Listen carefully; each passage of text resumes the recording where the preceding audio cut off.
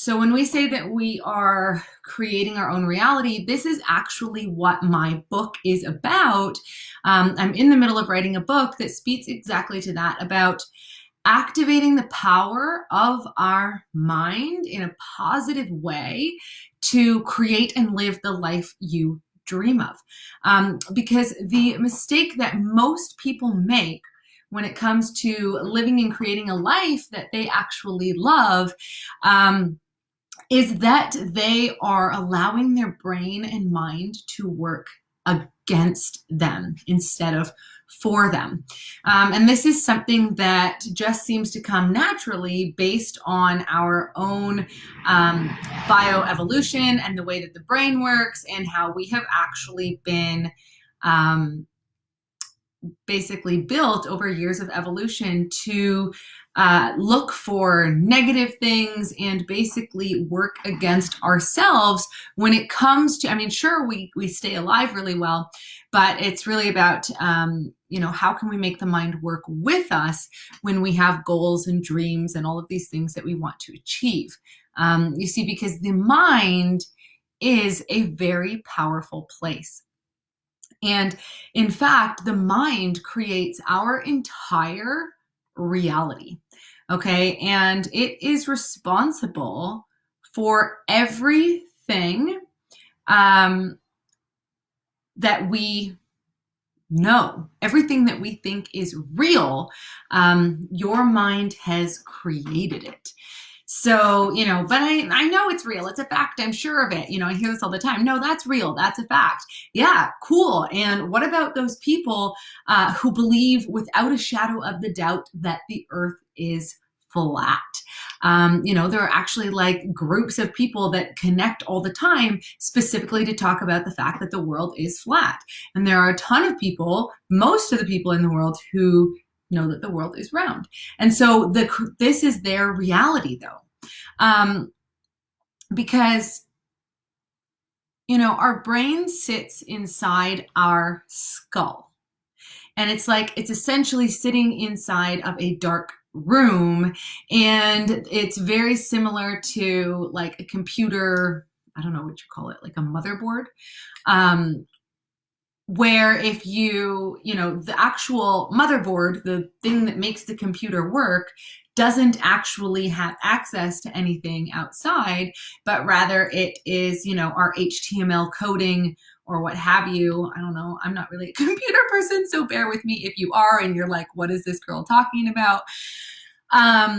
But it really is, it comes down to a very similar idea in that if you were to type in like HTML code, and I'm going off of my very basic skills of HTML coding, okay, but it's like bracket, quotation, reg equals, whatever, hashtag B521, whatever. And then when you're done, it's like, oh, look, it's green text. Right? So there's all this stuff that goes into it to create green text. And then with a computer, you basically, if you have one of those little marks wrong in the HTML coding or the programming code, then the whole thing, it just goes, man, I don't know what you're talking about. And it just basically has an error. Whereas, the computer wouldn't sit there and be like, oh, that's wrong. But I think that what they actually meant was it's green text. Okay. And so where I'm going with this is that the computer, although I know we are starting to do AI and stuff like that, so that's a little bit different. But the computer doesn't make interpretations. You program the computer and then the computer does what you ask it to. And so that is what differs from our own human brain and mind. Because while our brain sits inside our skull, it's like that little dark room, just like the computer board, our brain gets information from our senses, right? It sees people moving, or it hears sounds. It could hear people talking, music, whatever. It feels things both physically and internally, and it tastes things and smells things. And then these are facts coming in. So I could say, oh, I hear a noise. And then my brain interprets it based on past experience and says, that's a bird singing. Okay, so that is an interpretation. And so our reality is based on our own interpretations. So anything that happens in life then goes through like this little feedback loop inside the brain, and the brain compares it to past experiences. And says, okay, is there anything I've ever seen, anything like this before that I can relate this to? And then if it does, then it sends that message to yourself. We also interpret through our emotional states. So if we are feeling really sad, have you ever said something to someone and then they are like, or even to yourself, like you've been in a sad mood and then somebody says something that, like, oh, how come you didn't take out the garbage today? And you're like, because I just couldn't, and you get very reactive, and then you think that they're being mean to you and this whole thing, right? And whereas, let's say if you were in a really great state, then you would interpret that just like, oh, because I forgot, or something like that, right? And then there's your physical state. You're tired, you're stressed, you're hungry, you're full. So basically, we get an outside stimulus, whether it's a sound, a sight, whether it's words or what have you. And then that comes into our brain, and our brain interprets it based on all of these different things.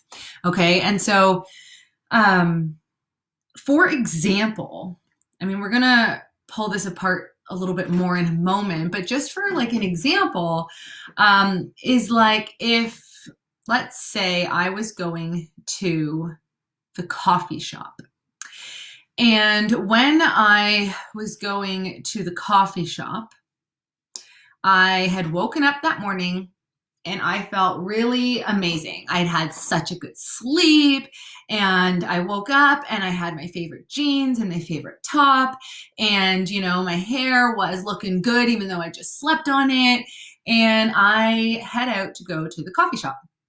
And so I go to the coffee shop, and I walk in the door. I walk in the door, and somebody across the way looks at me, and I'm like, oh man, see, I got it going on today. Like, I'm feeling good. They know I'm feeling good. They like it too. And then I walk up to the cashier, and then the cashier, we have our interaction, and I'm like, oh man, what a lovely cashier. And I'm super happy, and I get my coffee and I go home. I'm skipping down the street because life is amazing, right? Or let's say I walk into the coffee shop, and that morning I had woken up and I was super hungover and feeling really sad and just like, and I felt like I looked like crap, and I didn't have my favorite clothes. And so I just threw on whatever. I felt like garbage, and I walked off to the coffee shop. Well, then I get over to the coffee shop, and same thing happens, right? I walk in, somebody across the way looks at me, and I think, who the hell do they think they are? No. They shouldn't be looking at me. Do they think they're better than me? They don't think I look good today, right? And so you start going in this whole train of thought that is completely the opposite of what you may have thought if you were feeling really good about yourself. And so this is what it means that we create the reality of the situation. Have you ever heard that saying, 3 sides to every story? There's mine, there's yours, and then there's the truth, right? Because the perception of whatever happens in that moment is based on all of your past experiences, your mood, if you're hungry, if you're tired, right? That hangry thing, hangry is a real thing. If you talk to somebody and they're feeling so hungry that they're angry, like everybody knows you don't talk to a hangry person, right? Because their interpretation of whatever you say to them is not going to be how you meant for that to come out, because they're going to take it from a hangry perspective, right? And so just like there's 3 sides to every story that involves 2 people, there's, 9 sides to every story if there involved 8 people, right? If there was an event that occurred and there was 8 people, you would have the truth that each one of them believes to be true based on their own interpretation. And then you would have the actual facts, what really happened. Okay. And so where I'm going with this is that in order to be successful at anything in life and really achieve great strides in creating our dreams and building a life that we really want, we need to take 100% responsibility for creating that life. And so, sorry, what that means is that we need to be able to separate what is the true facts of what happened and what is your interpretation, right? And sometimes it's very easy to be like, no, what they said made me mad, right? That person said that and now I'm mad. Or, I lost my job and now I'm going to sit at home and that's why I'm sitting at home feeling depressed, right? Say hi to Marley, everyone. Anyways, so that is basically what is the most important thing about creating massive success in your life. And it really comes down to whether you are going to choose to be the victim in your life or if you are going to choose to be the creator of your life. And so in NLP, neuro-linguistic programming, they call it effect and cause. Are you living at effective life or are you causing your life? But I've always really preferred the idea of creator or victim, because if you are looking at life like everything is happening to you and you have zero responsibility over it, then you are going to feel very discouraged, overwhelmed, frustrated. Life sucks. Everything's annoying because everything is happening to you. And when you don't have any control over what is happening to you and how your life is unfolding, then that's very frustrating and potentially even frightening. So basically, when we are taking anything that's happening in your life, sorry, I just got distracted there. I see Samir there asking how much has impact coronavirus. I'm not going to talk about that right at this moment, so thank you. So basically, anyways, I'm just going to continue with this idea and then I'll get to some questions at the end, is really I'd like to bring a few examples, okay? And so I did have some slides that I wanted to create here to help visualize this for you. However, I had some technical difficulties and instead I'm just going to have to visualize it like this. So here's an example of what I mean by what is actually facts and what is a story about the facts that you've created through your own interpretation of what happened. Okay, so for example, the reason I struggle so much with overeating is because my parents never set a good example of how to eat a balanced diet. And so I've been yo-yo dieting my whole life, struggling with my weight. This is a story. Okay, this is 100% a story. And so when you can shift what is a fact out of that and what is a story, then it becomes much more manageable. So right now we have the reason I struggle. So when people say the reason, you can pretty much guarantee that we're going to go and listen to a story. So something happened to them in their life and now this is the reason that I am the way that I am, whether or not that's a negative or positive way to be. The reason is usually followed by a story. Okay, so the reason I struggle again, story. Struggle actually means, I don't know the actual definition. I looked it up earlier, but to violently pull away from constraint or something like that. Are you violently pulling away from overeating? I don't know. So probably not. So that would be, again, a story. The reason I struggle, story, so much with overeating So overeating means what? Overeating means I often eat when I'm not hungry. That's what overeating means, okay? Is because my parents never set a good example of how to eat a balanced diet, and so I've been yo-yo dieting my whole life, struggling with my weight. Cool, all of that is a story, okay? You are a human being, and regardless of whether or not your parents taught you how to eat a balanced diet, if you are now an adult human, Google it, hire a trainer, visit a dietitian, go to a nutritionist, and learn how to eat a balanced diet. I mean, it's so awesome that we can be living right now in a time where you can just Google that, right? Like how to eat a balanced diet. So this is a choice that you are making.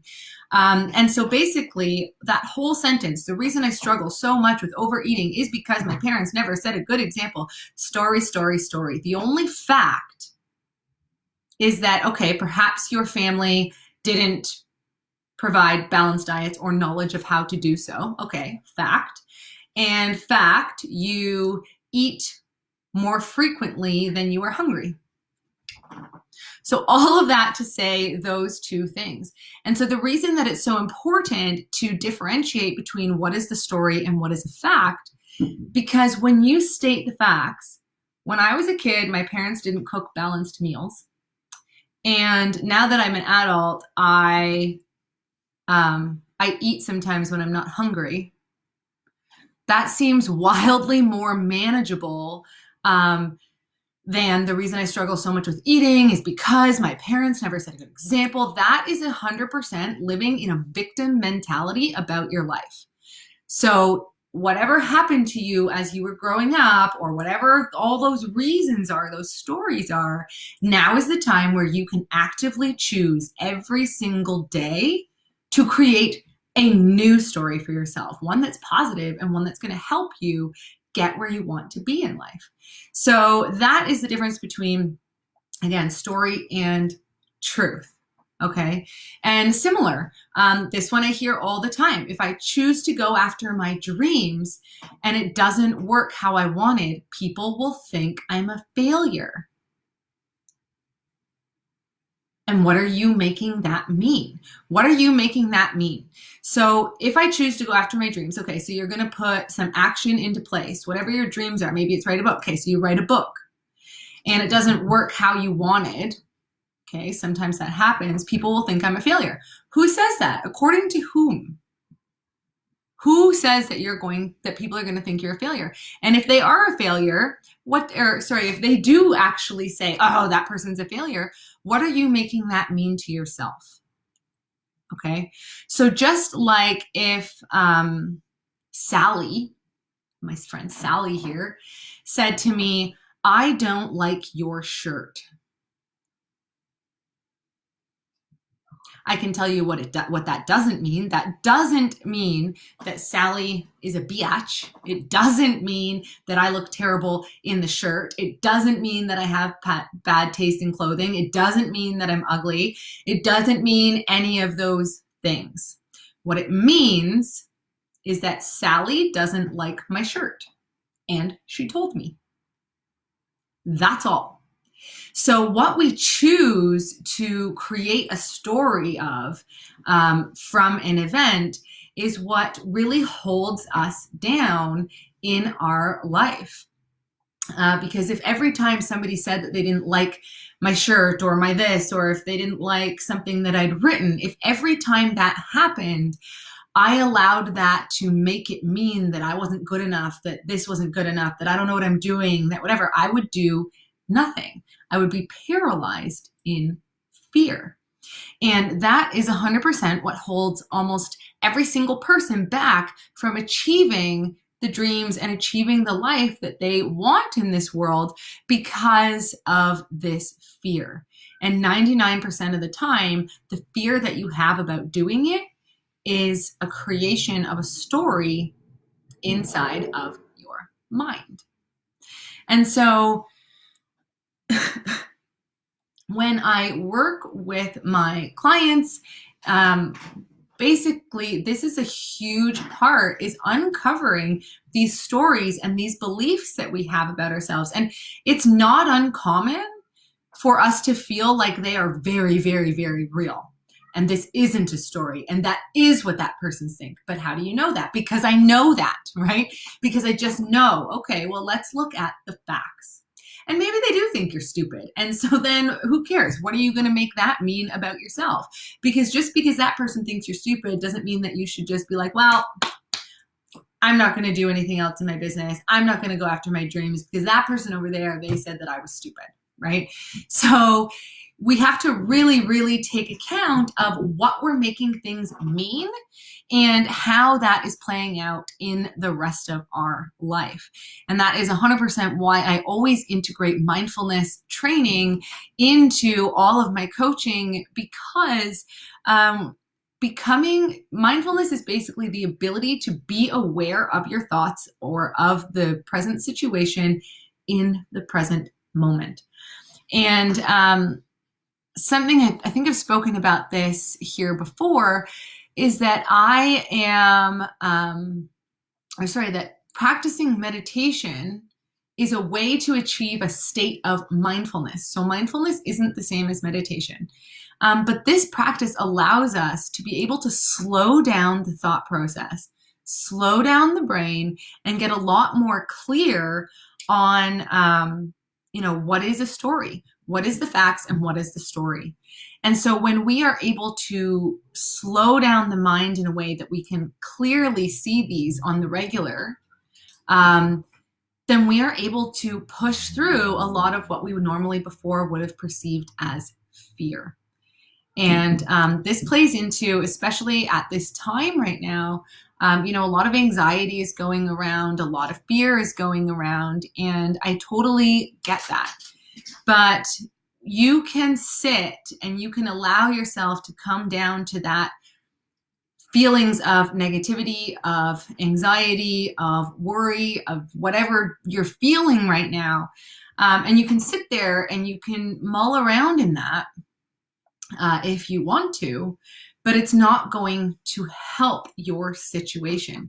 And so when you can see the actual facts, and for most of us, the actual facts are, things have become a little bit more difficult. Some people have, been laid off their jobs. Some people are dealing with, family and friends working in the healthcare industry and doing all of these things.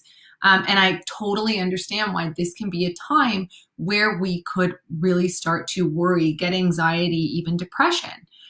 And this is why it's even more important for us to be able to differentiate what is real and what is a story.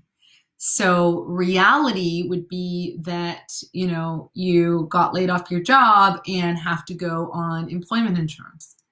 So that would be obviously not the best thing to happen in the world. But then we can take a look and say, okay, but at the same time, my family is healthy, I have a roof over my head, right? It's when we start to spiral out and create stories around that. I went on EI and then I'm going to lose this and then I'm going to do that and then someone's going to get sick and blah, blah, blah, blah, blah, right? We can create monster stories in our head. And I call them monster stories because they are so not helpful to us.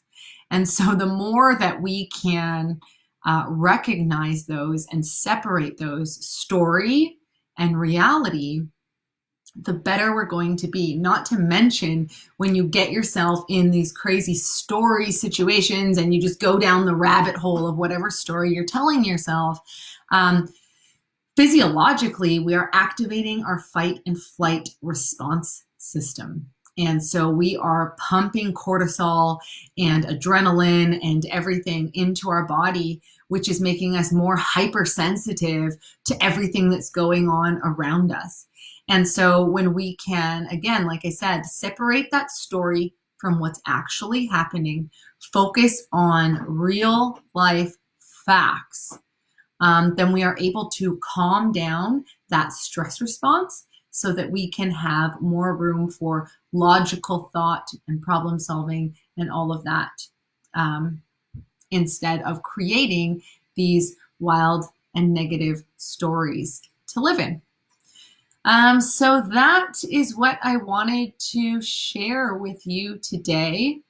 If you have any questions, I'm on the new Facebook Live. So if you do have any questions, throw them in the comments. Hey, Dave from Michigan. Nice to see you here. Let me know if you have any questions. And what I would challenge you to do this week is take note. Take note of any stories that you're telling yourself. Keep a journal and write down, any time that you have felt really overwhelmed by emotions, by thoughts, by stress, by anxiety, and write those down.